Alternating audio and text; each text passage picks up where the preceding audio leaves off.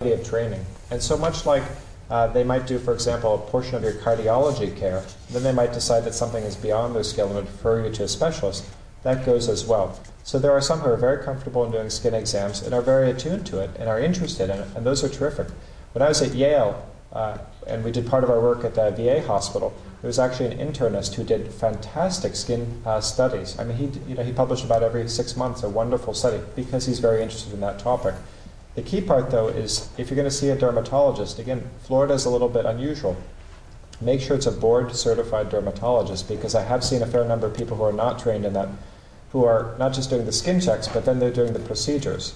And the procedures, they're not trained in the procedures, they're not trained in the right use of each procedure, and that's where people get into trouble. Florida, you're very fortunate out of Florida. There's what's called the Dermatology Open Access Law, which means that regardless of your insurance, regardless of whatever insurance you have, you are entitled to go directly to a dermatologist 5 times a year. No questions asked. You don't need a referral. So whatever your HMO has, whatever your doctors say, you can just book an appointment with somebody who's in your network, and you should be able to go. That's actually a Florida statute. Florida, because things have become a little complex,